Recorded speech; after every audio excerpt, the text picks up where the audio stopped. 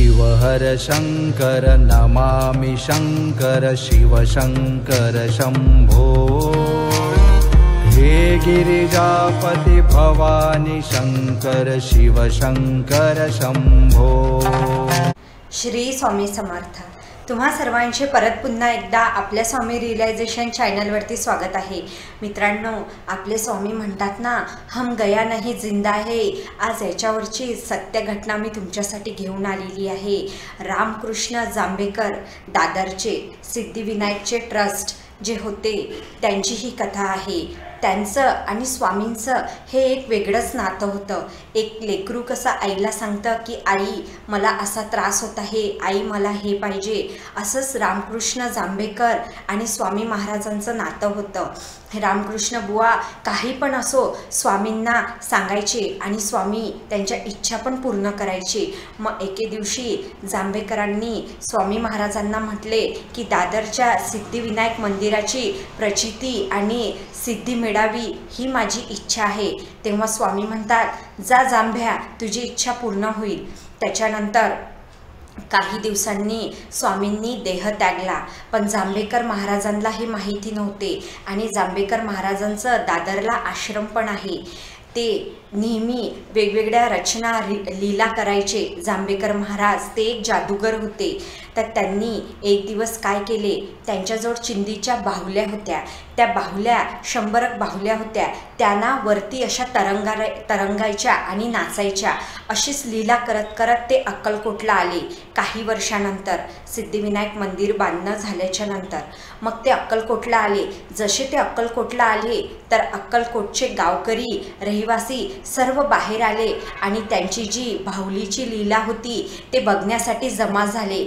आणि जांभेकर महाराज हे वेगवेगळी लीला करून त्या बाहुल्यांना नाचवत होते आणि त्या बाहुल्या अशा वरती हवेवर तरंगत होत्या। त्याच्यानंतर जांभेकरांना माहिती नव्हतं की आपले स्वामी महाराजांनी देह त्यागलेला आहे। नंतर ते स्वामींच्या दरबारात गेले। तिथं गेल्यावर त्यांना कळले की स्वामींनी काही वर्ष आधीच देह त्यागला। त्याच्यानंतर जांभेकर स्वामींच्या समाधीजवळ गेले आणि तिथे गेल्यावर त्यांनी डोकं टेकवलं आणि रडायला लागले। त्यांच्या डोळ्यामधनं फक्त अश्रू येत होते आणि ते म्हणाले की स्वामी, आखरीचं बोलणं पण झालं नाही हो, तुम्ही तुमचं शरीर त्यागून चालले गेले, माझ्या इच्छा राहून गेल्या तुम्हाला भेटायच्या।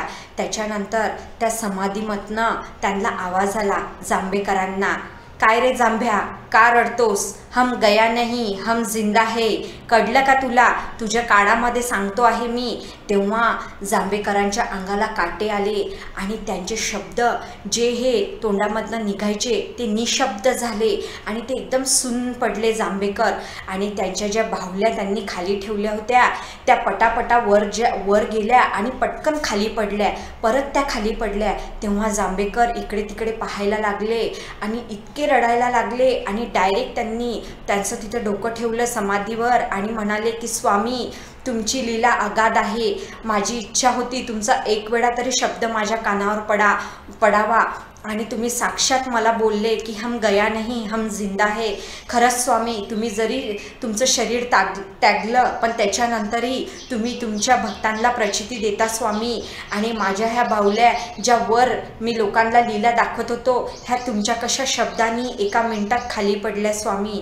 तेव्हा जांभेकर महाराज खूप रडले आणि स्वामींचं दर्शन घेऊन हे दादरला गेले।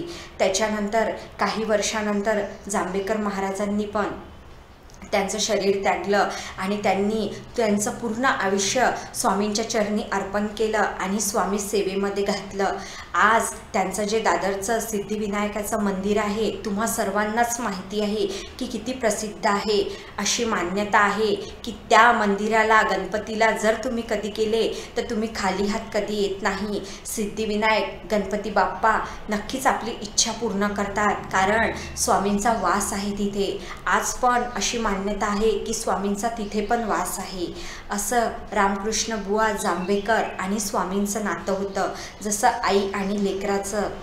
बघा मित्रांनो, असंच नातं आपलं पण आहे, पण आपण मानत नाही. आपल्याला थोडं जरी संकट आलं तर आपण म्हणतो की स्वामी नाही आहे. असं नाही आहे हो. स्वामी नेहमी आपली प्रचिती घेतात, पण जेव्हा आपला भक्त हा परीक्षेमध्ये खरा उतरतो तेव्हा स्वामी म्हणतात ना, हम गया नहीं जिंदा है, त्याच्यानंतरही स्वामी येतात आणि त्यांची प्रचिती देऊन जातात. म्हणून म्हणते की स्वामींची अगाध लीला आहे. कधी स्वामींच्या नावावरही शंका घेऊ नका, कारण स्वामी तुमच्या पाठीशी आहे. स्वामी नेहमी म्हणतात, मी असो या किंवा नसो तरी मी तुझ्या बाजूलाच आहे. एक वेळा हाका मारून बघ रे मला, तू जिथे संकटात असेल तिथे मी धावून येईन. आजची ही जांभेकरांची सत्य घटना तुम्हाला कशी वाटली मला नक्की कमेंट बॉक्समध्ये सांगा. आणि तुमच्याकडे अशाच काही सत्य घटना असतील स्वामींविषयी तर तुम्ही नक्की आपल्या स्वामी रिअलायझेशन चॅनलवरती शेअर करू शकता.